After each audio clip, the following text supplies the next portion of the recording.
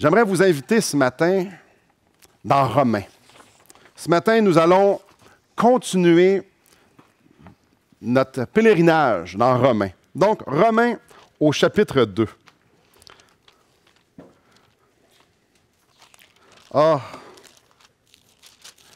J'aimerais vous dire, j'aimerais vous dire bien des fois, j'aimerais être capable de dire plutôt, suivez-moi, comme je suis Christ. Et j'aimerais ça pouvoir, dans divers sujets, dire, pas que je suis arrivé à la perfection, mais je m'en vais par là, puis ça, c'est un sillon que je le sais que le Seigneur m'a dirigé là-dedans, puis ça va bien. Matin, je ne peux pas vous dire ça. Je ne pourrais pas vous dire que le sujet qu'on va parler ce matin, je le maîtrise. Je ne peux même pas dire que je suis proche de le maîtriser. Je pourrais même vous dire que Dieu travaille exactement dans mon cœur là-dessus. Donc, ici, je prends un passage parce qu'on est rendu là. Sachez, je suis le premier récipiendaire. Je ne m'en viens pas ici devant vous pour dire « j'ai tout compris, là. Moi, je vais vous montrer comment ça marche. » Mais vraiment pas. Mais vraiment pas. Et peut-être qu'il y en a parmi vous qui va aller vous sentir la même place dans on est dans les mêmes souliers. Peut-être. Alors, commençons dans Romains au chapitre 2. Et avant de commencer, je raconte une petite histoire. J'ai rencontré plusieurs personnes dans ma vie qui sont comme ça. Et je vous mentirais de vous dire que moi aussi été comme ça. Des gens qui se moquent des autres. Mais j'en ai un qui me vient en tête. C'est spécial parce que lui, quand il voit quelqu'un de mal habillé, je peux être sûr d'une chose, c'est que je vais en entendre parler, c'est sûr, il va me le dire. Si je suis avec lui, il va me le dire. Si je suis avec lui et on voit des parents qui ne sont pas capables de contrôler leurs enfants, tu sais, ceux qui font le bacon dans les centres d'achat ou ailleurs, c'est clair que je vais entendre quelque chose à propos du bacon. C'est sûr et certain. Et c'est intéressant parce que quand je suis avec lui aussi, il aime bien rire des grosses personnes. Les gens qui ont un surplus de poids. Il regarde la personne, puis il y a toujours un commentaire loufoque sur la personne qui a un surplus de poids. Là, vous dites, qu'est-ce qui te ferait rire là-dedans? Bien, je vous le dis tout de suite. Lui-même, il est gros. Oh, excusez, ça se dit pas, c'est pas politiquement correct, ça. Lui-même, il a un surplus de poids, ou il est un peu plus en chair. C'est intéressant. Lui-même, ses enfants, c'est pas des anges, genre, c'est pas... il en déplace de l'air pas mal. Lui aussi, il mange du bacon chez eux. Ce qui est intéressant aussi, c'est que son linge ne fit pas tout le temps ensemble. Le ligné et le carotté, ça ne va pas nécessairement ensemble. Mais ça, c'est pas grave. Ce qui est intéressant, de voir des gens juger les autres quand eux-mêmes le font. Tu sais, voir quelqu'un qui est en chair rire de quelqu'un qui est en chair parce que l'autre est en chair, tu fais « Sérieux? » OK. Mais la vérité, c'est qu'on est tous pas mal comme ça. Juger les autres. Juger les autres en oubliant de passer devant le miroir. Que ce soit le physique, que ce soit les actions ou encore une façon de penser, ça n'a pas de sens comment. Moi, je vais vous parler pour moi. C'est très facile de juger. C'est de ça qu'on va parler ce matin. Ô homme, qui que tu sois, toi qui juges, tu es donc inexcusable, car en jugeant les autres, tu te condamnes toi-même, puisque toi qui juges, tu fais les mêmes choses. Nous savons, en effet, que le jugement de Dieu contre ceux qui commettent de telles choses est selon la vérité. Et penses-tu aux hommes qui jugent ceux qui commettent de telles choses et qui les fait que tu échapperas au jugement de Dieu? Ou méprises-tu les richesses de sa bonté, de sa patience et de sa longanimité? Ne reconnais-tu pas que la bonté de Dieu te pousse à la repentance? Mais par ton endurcissement et par ton cœur impénitent, tu amasses un trésor de colère pour le jour de la colère et de la manifestation du jugement de Dieu. Dans l'Église de Rome, il y avait des Juifs. Puis ce qu'on peut voir dans la Bible, c'est que les Juifs étaient comme nous, comme moi. Eux autres aussi jugeaient. C'est tellement facile de juger selon notre propre standard puis que les autres ne fitent pas notre standard. Tellement facile de les mettre un fardeau que nous non plus, nous ne pouvons pas porter. Jésus parlait de ça aux pharisiens. Donc, regardons un instant, c'est quoi la réponse de Dieu à ce genre de jugement-là. Puis ce qu'on peut voir dans notre texte qu'on vient de lire, c'est qu'il y a deux groupes de personnes. Il y a les pécheurs, puis il y a les autres. Il y a deux gangs. Il y a les pécheurs et les autres. Les autres, c'est ceux qui pensent qu'ils sont mieux. J'aimerais ça qu'on regarde la première gang, les pécheurs. Ceux qui commettent des péchés. Oh, j'essaie de penser. Verset 2. Nous savons en effet que le jugement de Dieu contre ceux qui commettent de telles choses est selon la vérité. Ceux qui commettent de telles choses, de qui il parle quand il dit ceux, et de telles choses, qu'est-ce qu'ils font? Paul a de la suite des idées. Il fait un lien direct avec ce qui vient d'être dit. Verset 28. Comme ils ne se sont pas souciés, excusez-moi, verset 28 du chapitre 1. Comme ils ne se sont pas souciés de connaître Dieu, Dieu les a livrés à leur sens réprouvé pour commettre des choses indignes. Les choses indignes sont remplies de toute espèce d'injustice, de méchanceté, de cupidité, de malice, plein d'envie, de meurtre, de querelle, de ruse, de malignité, rapporteurs, médisants, impies, arrogants, hautains, fanfarons, ingénieux au mal, rebelles à leurs parents, dépourvus d'intelligence, de loyauté, d'affection naturelle, de miséricorde. Non seulement ils connaissent le jugement de Dieu, ils déclarent dignes de mort ceux qui commettent de telles choses, non seulement ils les font, mais encore ils approuvent ceux qui les font. Donc de telles choses, c'est de ça qu'on parle. Tu sais, les gros péchés-là que ça nous parle ici. De telles choses, ça parle même du verset 27. Et de même, les hommes, abandonnant l'usage naturel de la femme, se sont enflammés dans leurs désirs les uns pour les autres, commettant homme avec homme des choses infâmes. Les choses, tu sais, les pécheurs, tu sais, les gros péchés laids. Ça, c'est les pécheurs, ceux qu'on voit dans le chapitre 1. Yark! Donc, il y a la gang de pécheurs. Ces gens-là qui ont repoussé Dieu, qu'on voit au verset 28.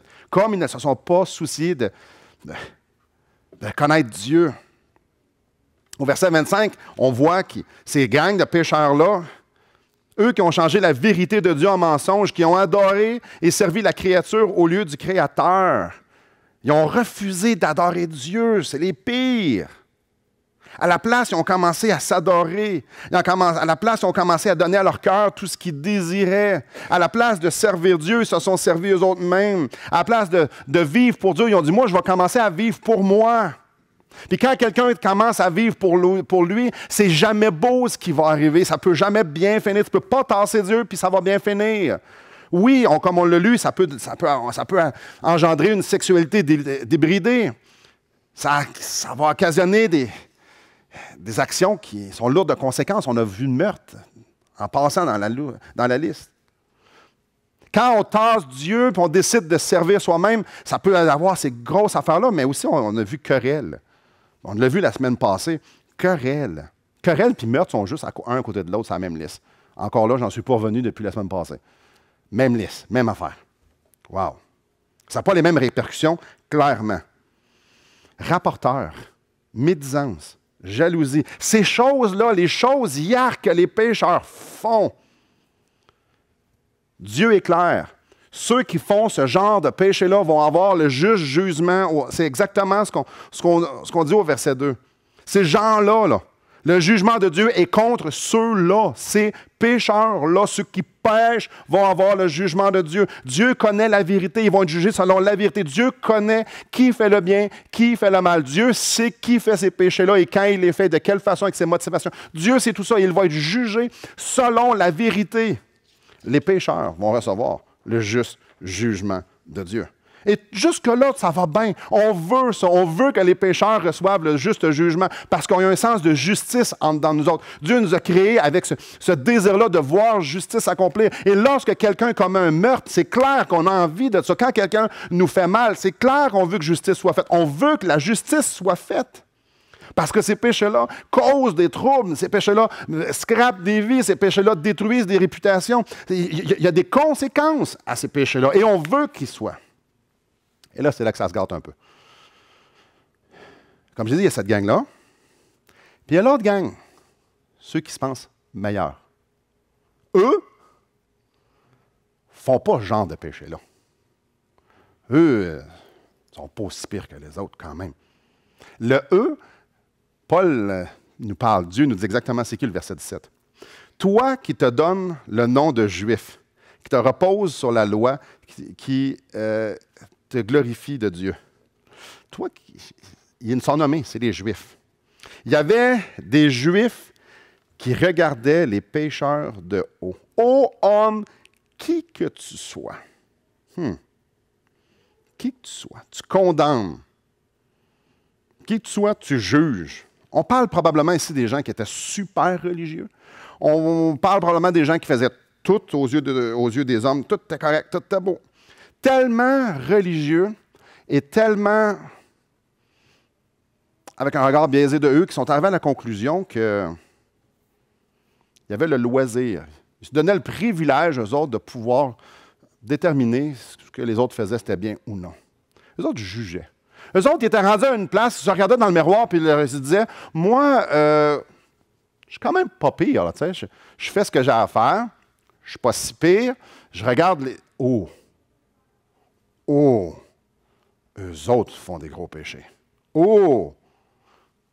Non, moi, je suis pas pire, je regarde le miroir. Moi, oh! Ça, c'est pas beau. C'est ça que ces gens-là faisaient. Et Dieu, ici, dans le texte, il frappe pas mal fort. Qui que tu sois. Là, ça l'englobe pas mal tout le monde. Que tu sois pharisien, que tu sois pasteur, que tu sois docteur de la loi, que tu sois zélé, que tu aies gravi le mont Everest sur les mains, à genoux, en montant, tu l'as redescendu, tu l'as fait 3 fois. Peu importe t'es qui. C'est peut-être que tu es pieux comme ça se peut pas. Peut-être que tu l'as monté à genoux, de reculons. Pour être plus proche de Dieu. Toi, tu es quelqu'un, là. Peu importe t'es qui. Tu es en train de dire, ça n'a pas d'importance.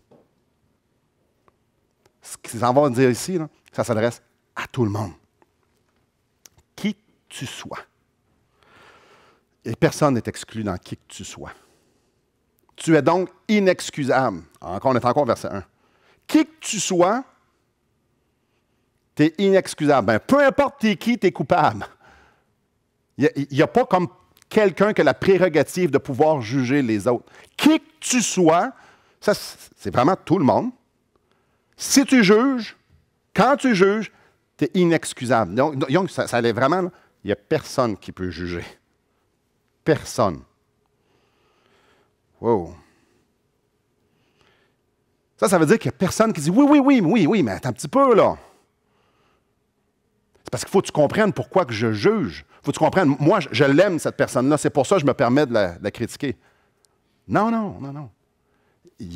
T'es inexcusable. Oui, mais moi, j'ai l'autorité pour le faire. Non. Moi, j'ai quelque chose, j'ai une révélation spéciale. Non. Qui que tu sois, peu importe ce que tu as fait, tu es inexcusable si tu juges. Il n'y a aucun membre de la race humaine qui peut dire « Moi, je ne suis pas coupable quand je juge. » Ça inclut pas mal de monde, ça. Et la raison est donnée pourquoi. Quand tu juges les autres, car en jugeant les autres, tu te condamnes toi-même. Quand tu regardes les autres de haut, quand tu dis que ces gens-là n'atteignent pas le standard que tu penses qu'eux autres devraient atteindre, peu importe s'il est proche de la vérité ou non. Quand tu te permets de dire que ce que les autres font, c'est affreux, même si c'est affreux, Dieu parle fort. Celui qui juge est aussi pire que celui qui le fait. Écoutez bien ça. Celui qui juge, aux yeux de Dieu, est aussi pire que celui qui le fait. Oh, mais lui, ce qu'il a fait, c'est vraiment grave. Quand tu juges, tu es sur la même tablette. Tu te condamnes toi-même, puisque toi qui juges, tu fais les mêmes choses. Ceux qui commettent de telles choses du verset 2, puis ceux qui jugent, sont sur la même tablette. Quand tu juges, tu rentres dans la liste des gros péchés sales du chapitre 1. Tu sais, le verset Yark, là.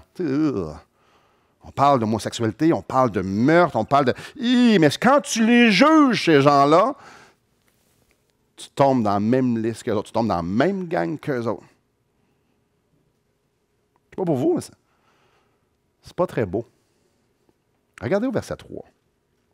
Parce que ce n'est pas fini. Parce que Dieu va être certain que les gens comprennent l'ampleur du péché de juger puis de critiquer.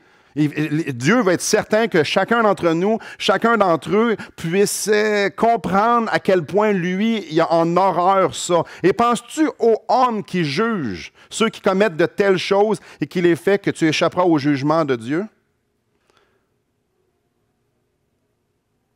Je vais juste le relire.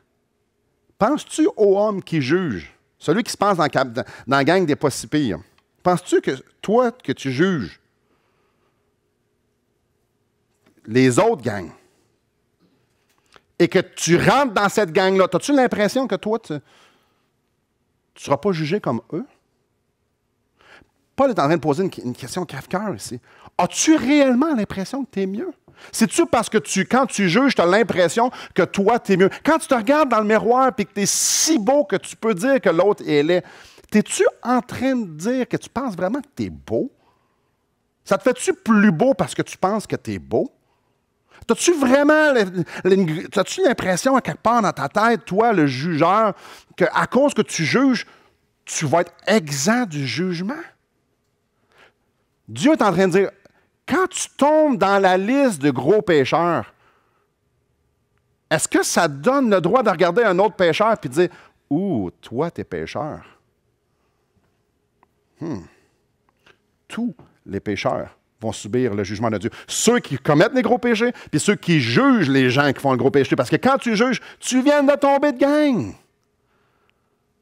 En fait, il y a juste une gang. La gang des pécheurs. Il y a juste une gang. Il n'y en a pas des pas si pires, puis les gros péchés-là. Il y a juste une gang.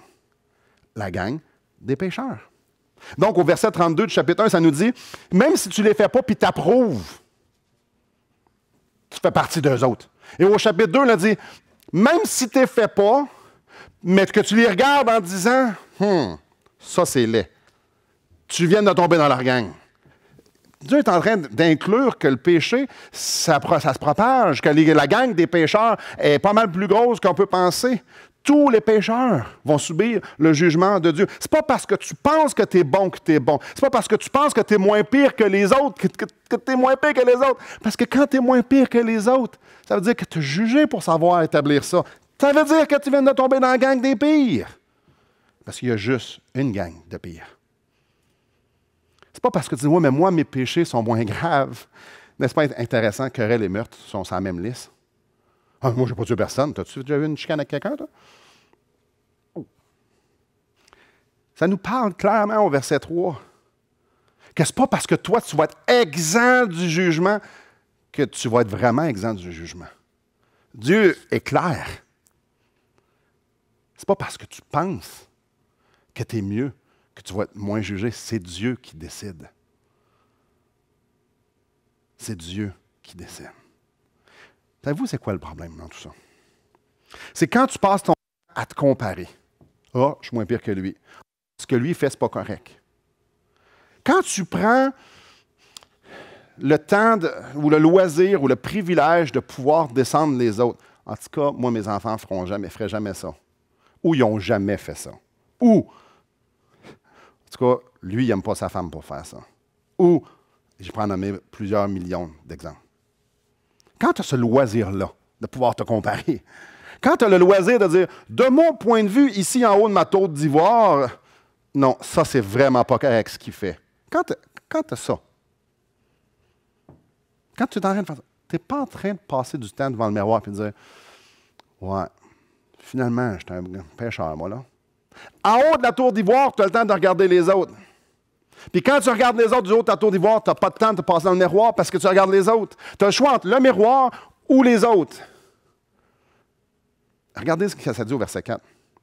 Ou méprises-tu les richesses de sa bonté, de sa patience et de sa longanimité? Ne reconnais-tu pas que la bonté de Dieu te pousse à la repentance? Ça, c'est beau au bout.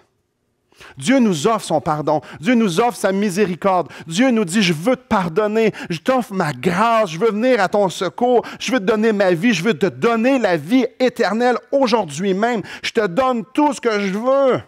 Dieu m'offre à moi et à vous de marcher humblement avec lui. Viens, je vais te montrer des choses extraordinaires. Je vais te montrer mon plan, je vais te montrer ma gloire, mon amour. Je vais te découler sur toi chaque bénédiction qu'un homme peut recevoir, qu'un Dieu veut lui donner. Je veux marcher avec toi. Je vais te purifier, je vais te donner un cœur pur.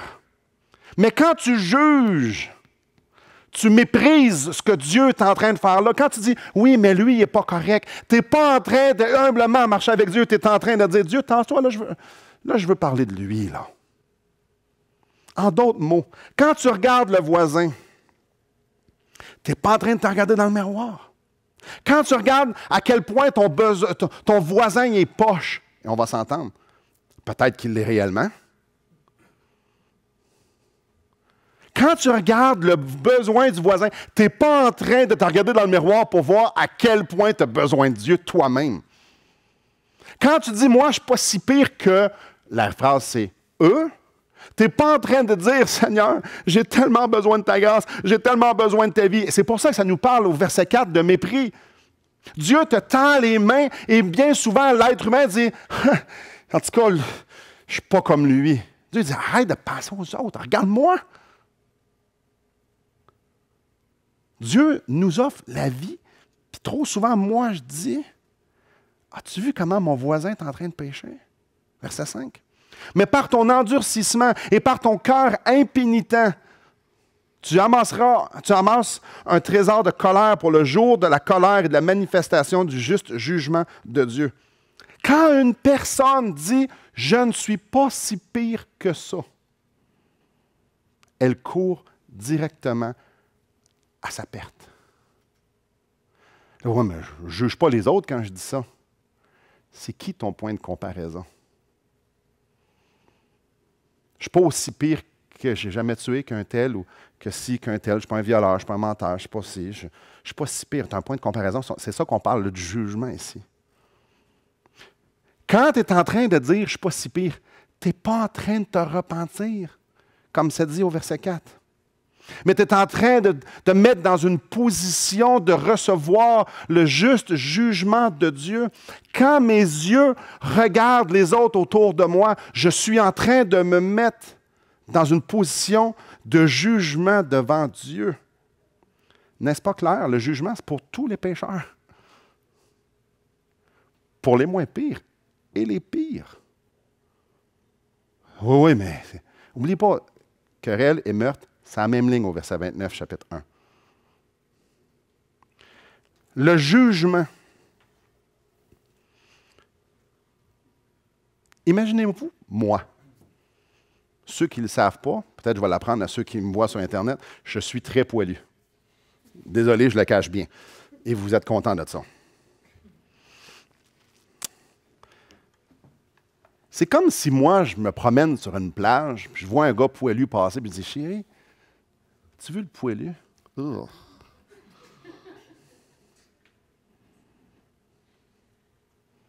Ma femme va me regarder et va dire, Simon.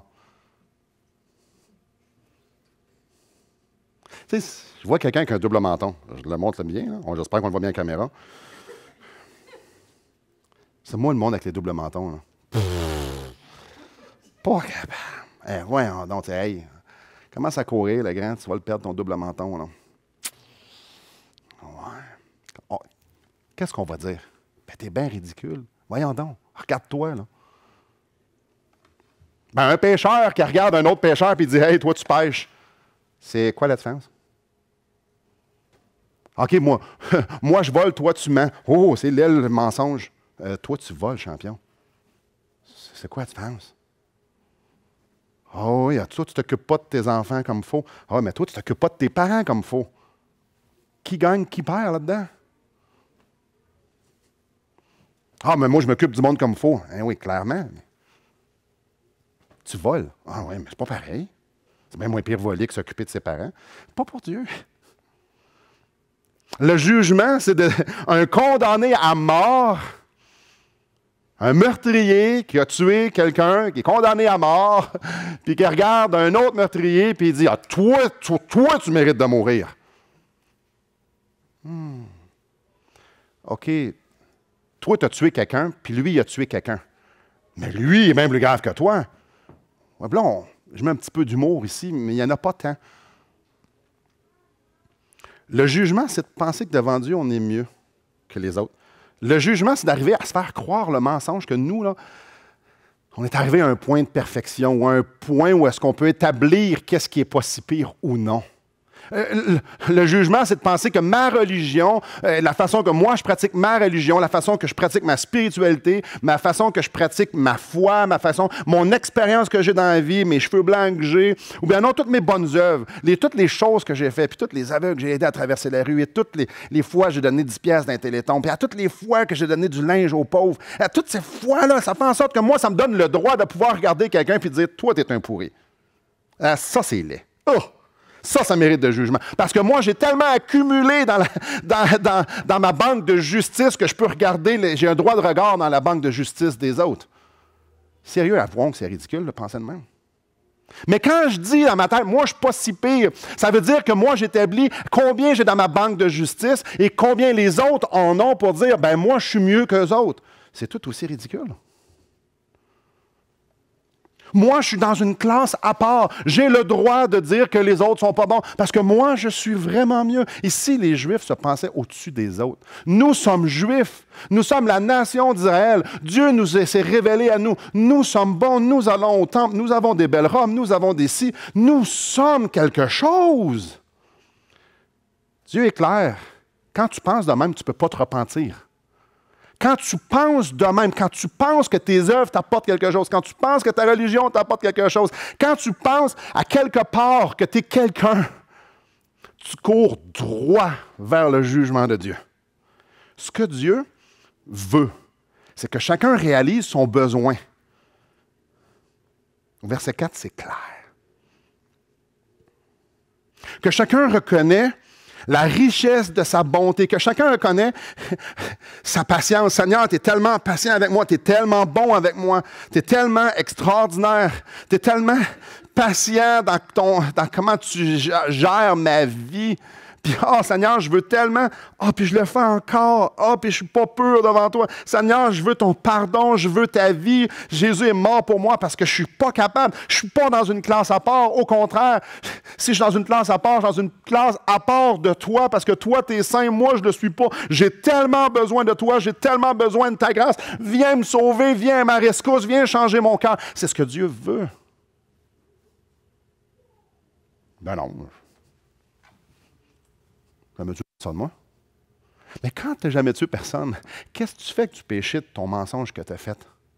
Quand tu n'as jamais tué personne, qu'est-ce que tu fais de toutes les fois que tu as aimé quelque chose ou quelqu'un plus que Dieu? Toutes les fois que tu as menti, toutes les fois que tu as volé, toutes les fois que tu as convoité, toutes les fois que tu n'as pas satisfait pleinement la justice de Dieu. Oh, mais je n'ai pas tué personne. Non, Dieu dit, reconnais que tu n'es pas parfait. Reconnais que tu as besoin d'un sauveur. Reconnais que tu as besoin d'être transformé. Reconnais. Il y a deux angles à voir un passage comme on a vu. Il y a deux angles. La première, c'est... Je commence avec une question. Il va y avoir plusieurs questions ici. La première angle, comment on détermine qui nous sommes devant Dieu? Il y a deux options. Il y en a juste deux. Comme j'ai dit, est-ce que tu prends tes bonnes œuvres, tu les mets dans ton compte de banque? Tes accomplissements, tu les mets dans ton compte de banque.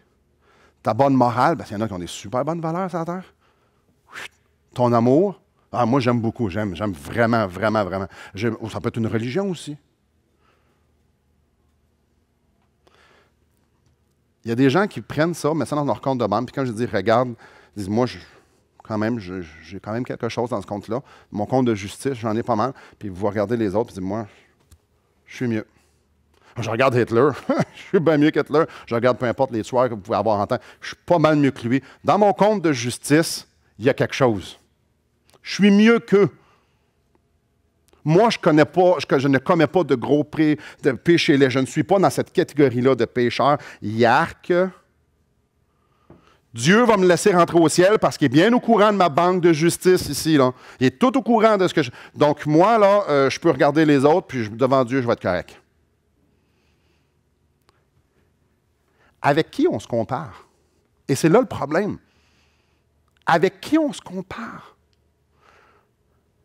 Avez-vous déjà remarqué? On se compare toujours avec du monde pire que nous, bien souvent, pour se relever, là. Qui tu juges pour pouvoir dire que tu es une bonne personne? Est-ce que tu regardes les pas bonnes personnes pour dire que tu es une bonne personne? Parce que quelqu'un tout seul sur une île déserte, un bébé qui naît tout seul sur une île déserte, croyez-vous qu'il va avoir la conception d'être une bonne personne? Il y a juste une sorte de personne. C'est qui va être? Réfléchissez à ça un petit peu. Pour établir que nous sommes une bonne personne, il faut être avec une autre personne pour dire, je suis pire ou mieux? Je suis tout seul sur une île déserte, je suis désolé. Il y a la conception d'être meilleur que quelqu'un d'autre. On ne l'aura pas. Avec qui on est en compétition? Avec les cocotiers? Non. Non. Non, non. Celui qui établit combien que dans sa banque de justice, avec un regard sur quelqu'un d'autre, se trompe royalement. Car le seul point de comparaison qu'on devrait aller, c'est avec celui qui va juger réellement. Celui qui juge au ciel, c'est avec lui. Je devrais être sûr que mon plan de comparaison fit avec le sien. Parce que si je n'ai pas le plan de comparaison comme il faut, ça ne marche pas. Et lui, il est venu sur la terre pour que je puisse avoir un plan de comparaison. Et il s'appelle Jésus. Il s'appelle la vérité, la perfection. Donc moi, mon seul savoir si je suis une bonne personne, je devrais regarder Jésus et dire, je suis comme Jésus, moi. Si je suis comme Jésus, super, tu es dans sa bonne voie, merveilleux. Si en tout temps, depuis ta naissance jusqu'à ta mort, tu as fait la même vie que Jésus, regarde, j'ai des bonnes nouvelles pour toi. Stresse pas avec le ciel, ça va bien. La vérité, c'est qu'il n'y a pas personne qui est comme ça. Quand on se compare à Jésus, est-ce que j'aime comme Jésus? Je me suis déjà fait crucifier, moi, puis dire, pardonne pas ce qu'ils font. Pardonne-leur ce qu'ils font, ils ne savent pas parce qu'ils ne savent pas ce qu'ils font. Non, jamais, non, je ne fais pas de même. Non, moi, ce que j'étais, quand je suis rejeté, je me mets en petite boule puis je pleure. Lui, c'est ça qu'il fait? Non, c'est pas ça qu'il fait, il prie pour eux autres. OK, je donne-tu ma vie, moi, pour mes amis? Non, pas littéralement. Ah, mais lui, il l'a fait. Voyez-vous? Quand je regarde à Dieu, je devrais me poser la question, est-ce que je suis parfait? Comme Jésus? Non. Ce qui veut dire, ce qu'il y a ici, hein, ça ne vaut pas grand-chose. Dans ma banque de justice, ça ne vaut pas grand-chose. Parce que je ne suis pas comme Jésus. Je ne me compare pas avec la bonne personne. Je suis coupable devant Dieu de ne pas être comme Jésus. Je suis coupable devant Dieu de pécher contre Dieu. La question n'est pas, est-ce que je suis mieux que quelqu'un d'autre? Est-ce que je suis mieux que mon voisin? Est-ce que je suis mieux que le pire? Est-ce que je suis mieux que ceux que je pense qui sont pas... La question, ce n'est pas ça. Est-ce que je suis mieux que ce que je pense que je devrais... Ça n'a pas rapport. C'est clair, verset 4. La bonne question, c'est, est-ce que j'ai besoin de grâce? Est-ce que j'ai besoin que Dieu manifeste sa grâce envers moi? Parce que moi, tout seul, je ne suis pas capable. Je suis un pécheur. Voyez-vous, Jésus a dit qu'il est venu pour sauver des pécheurs. Des gens qui se regardent dans le miroir et qui disent, j'ai un problème de péché. Jésus est venu sauver ce monde-là. Jésus est venu sauver les gens qui regardent à Dieu et qui disent, oh, toi tu es saint, moi je ne le suis pas, il y a un problème. Si je meurs, pourquoi que Jésus me laisserait rentrer? À cause que j'ai quelque chose dans ma banque, parce que je me suis comparé aux autres, puis j'ai pu voir que c'était pas pire. Non, j'ai un problème de péché. Jésus est venu sauver ceux qui avaient besoin d'un sauveur. Dieu, ceux qui méritaient, ceux qui réalisaient qu'ils étaient séparés de Dieu. Donc, ce matin, s'il y a des gens parmi nous qui se pensent mieux que d'autres, qui ne sont pas si pires que, évidemment, ils ne mettent pas de nom. S'il y a des gens qui veulent faire confiance dans leurs propres œuvres parce qu'eux autres, ils ont réussi à établir ce qui était une bonne œuvre, bien, le texte de ce matin nous dit que tu es en train de prouver que tu es exactement aussi pire que les autres. Fait que si ce matin, il y a des gens qui pensent que c'est des bonnes personnes, la seule façon que vous puissiez établir que vous êtes une bonne personne, c'est en jugeant les autres. ce qu'ils viennent de faire, que vous êtes coupable. Vous êtes avec moi dans la gang des gros pécheurs laids.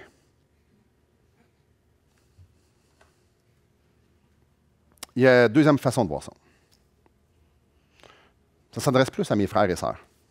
Ceux qui ont demandé cette grâce-là au Seigneur m'ont dit, moi, je suis pécheur, puis ça n'a pas d'allure. Oh, j'ai un problème de péché. Christ est mort pour moi, je te veux. Bon, maintenant à nous, là, à moi, Simon. Est-ce que tu juges? Est-ce que tu évalues les gens selon tes standards? Je fais référence à l'histoire du début. À partir de combien de livres c'est trop gras? Tantôt, je vous ai dit que le ligné et le carotté ensemble, ça ne fitait pas. C'est moi qui ai décidé ça. Ben, c'est quelqu'un qui me l'a dit. Mais ça, c'est un standard. C'est mon standard. Simon, t'évalues-tu les gens selon tes standards que tu as trouvés toi-même? Est-ce que moi, Simon Ouellette, je critique les gens? Parce que si je critique les gens, je les critique selon un standard que j'ai préalablement établi. Est-ce que parfois je me trouve à penser que des gens devraient penser comme moi? Et que leur façon de penser est tellement pas si bonne que la mienne, non? Est-ce que parfois, je vais caricaturer, il n'y a personne qui arrive un soir et dit hey, moi, je suis vraiment une valeur ajoutée dans le royaume de Dieu. Mais est-ce que parfois, je peux penser que je suis un atout? Vous voulez savoir comment on fait pour trouver ça? Si demain matin, zap, je ne suis plus là, est-ce que l'Église est dans le trouble? Si j'arrive à la conclusion de dire oui, ma famille est-tu dans le trouble? À la job, je suis dans le trouble? Si on pense que pour une fraction de seconde, je fais une différence,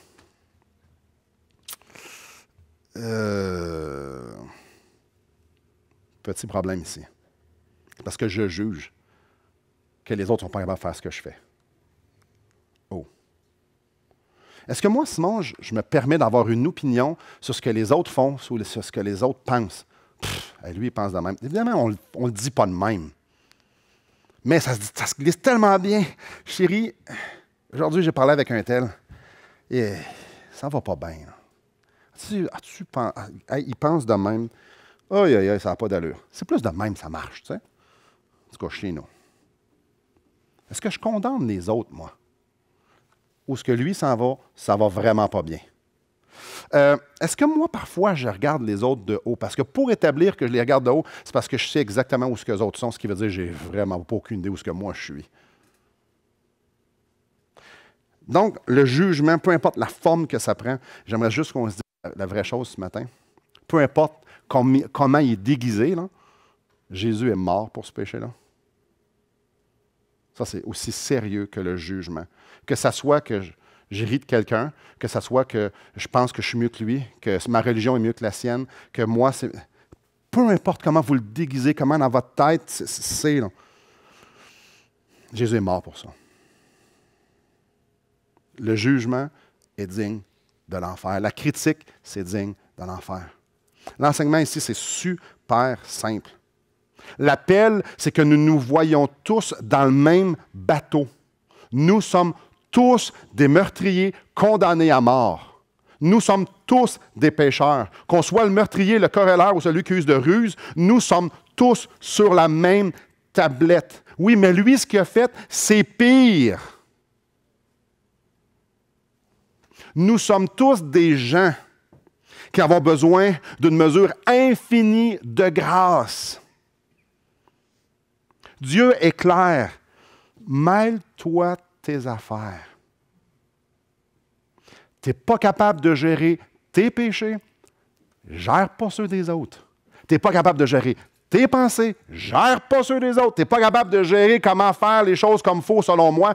Essaye pas de gérer les autres non plus. Oui, mais ce qu'il fait, c'est réellement terrible. Il réalise qu'on est impératif, qu'on réalise que la personne a besoin de la même grâce que moi. Lui ou elle a besoin d'un infini monticule de grâce pour pouvoir se présenter devant Dieu, pour pouvoir être une personne qui représente Jésus-Christ. Oui, mais moi, je ne fais pas ça, Simon. Dieu est tranchant. Ça, là, ça nous rend aussi coupables que lui. Oui, mais lui, il a tué, moi, je n'ai pas tué. Juste le penser, c'est, on vient de tomber là. Puis si c'est réellement grave, parce que ça arrive qu'il y a des gens autour de nous qui pêchent, prie pour lui. Parce que quand je prie, je ne suis pas en train de le juger. Je suis en train de reconnaître son grand besoin de grâce. Ah, c'est plus pareil, là. Quand je suis en train de dire, je le garde pour moi, puis je dis, Seigneur, cette personne-là a tellement besoin de toi. J'ai besoin de toi. Il a besoin de toi. Quand tu vas voir quelqu'un, puis tu vas l'exhorter avec la vérité, avec la parole, tu es en train de réaliser à quel point cette personne-là, autant que toi, le moyen, on est en train ici d'essayer d'édifier l'autre personne. C'est pas une question de jugement. Quand tu encourages quelqu'un, quand tu l'aimes, tu n'es pas en train de te comparer. Tu n'es pas en train de dire, là, tu es rendu à mon niveau. Non, non, non. Moi, j'ai besoin d'être connecté avec Dieu, puis toi, tu as besoin d'être connecté avec Dieu. C'est ça que je t'encourage à faire. Je ne t'encourage pas à être comme moi, selon mes standards, je t'encourage de te connecter avec Dieu. On doit réaliser que nous sommes tous pareils. Tout le monde dans cette salle ici, tous les chrétiens du monde entier, nous sommes tous pareils. Que le violeur, que le meurtrier, que le menteur invétéré, que l'homme qui bat sa femme, là, j'en dis des gros. Christ n'a pas versé une goutte de sang pour les autres plus que pour moi. Puis pour vous. Pas une goutte de plus. Du tout. C'est toute une question de comment on se voit devant Dieu. Est-ce que je suis quelqu'un d'extraordinaire ou je suis quelqu'un qui a besoin d'une grâce? Est-ce que moi, à mes yeux, je suis quelqu'un? Je suis tellement bon? Je peux-tu me comparer? Où j'ai besoin de plaider pour ces gens-là, j'ai besoin de plaider pour moi. Mon cœur est saturé de la réalité que je suis dépravé, puis que j'ai besoin de Dieu. Donc, en terminant, je veux juste parler à deux groupes de personnes ici.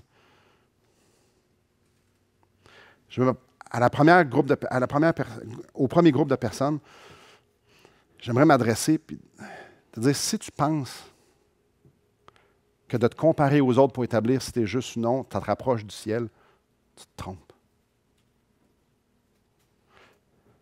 Si tu penses que tu n'es pas si pire, c'est juste à tes yeux, ça. La parole de Dieu nous dit, repens-toi. Pense à ton Créateur. Pense à tout ce que Dieu s'est révélé. Accepte Christ. Christ, il est venu faire en sorte que tu n'avais pas besoin d'être juste. Tu n'avais même pas besoin d'essayer d'être une bonne personne parce que tu ne l'es pas. Jésus-Christ est venu sur la croix, il est venu prendre nos péchés justement pour qu'on n'ait pas besoin de le faire parce que c'était impossible. Tout ce qu'on a besoin de faire, c'est de faire le bon choix. C'est-à-dire, Seigneur, je me repens. Je regarde la richesse de ta bonté et je me repens. Jésus-Christ il est venu mourir parce qu'on avait besoin d'un pécheur, pas parce qu'on était des bonnes personnes. Sauveur. On avait besoin d'un sauveur. Petit lapsus. Frères et sœurs, l'autre groupe de personnes. Avant de critiquer, avant de comparer, avant de juger, avant de regarder quelqu'un d'autre, que ce soit physiquement, spirituellement, que ce soit ses pensées, la façon de vivre, peu importe, rappelons-nous la quantité de grâce que nous avons besoin. Qu'est-ce qu'il a fallu que Dieu fasse pour que nous puissions être sauvés? Et la quantité de grâce est impossible à imaginer que Dieu a besoin pour qu'il puisse nous aimer. Et quand on va voir à quel point Dieu, c'est un grand miracle qu'il puisse nous aimer, bien peut-être qu'on va dire, ouais, ben finalement, je ne suis pas si bon que ça. Hein? Quand on se regarde dans le miroir, puis on se voit vraiment tel que nous sommes, puis on voit à quel point Dieu, c'est grand d'aimer quelqu'un comme moi. Quand je vais être tenté de regarder les autres, ça va être très différent. Frères et sœurs, la seule solution à ne pas juger, qu'on soit sauvé ou non, c'est de regarder la richesse, la bonté de Dieu, puis de voir à quel point on a besoin d'être poussé à la repentance. Ça s'adresse à n'importe qui. Et que quelconque forme de critique, c'est carrément, on est en train de prouver qu'on est aussi pire que les pires. Donc, j'aimerais qu'on puisse réfléchir à ça. Et ce matin, on prend la table du Seigneur. Et c'est intéressant. Parce que prendre la table du Seigneur, Dieu nous demande de faire ça pour se rappeler de quelque chose. De quoi qu'on se rappelle? On se rappelle qu'il est venu, puis qu'il est mort, son sang a coulé pour nous. Le pain représente son corps. Ce n'est pas son corps, ça représente son corps. Et le jus représente son sang. Il veut qu'on se souvienne que lui est mort sur la croix. Il est venu, il a pris un corps, il est venu mourir sur la croix pour que nous puissions un jour en prendre avec lui au ciel, qu'on puisse présentement jouir de cette communion-là avec lui. C'est drôle, à la lumière d'un passage comme on vient de regarder,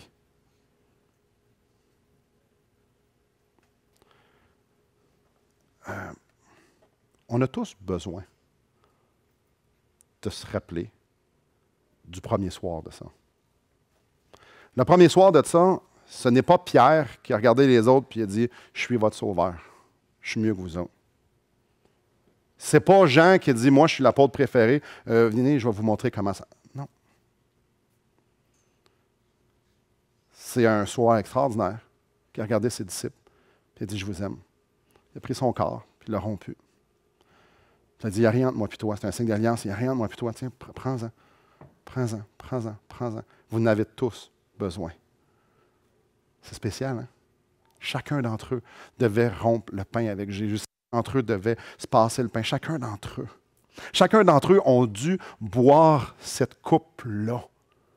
La coupe qui représente la colère de Dieu, qui met sur Jésus, son sang coule, et par son sang, nous sommes lavés de nos péchés.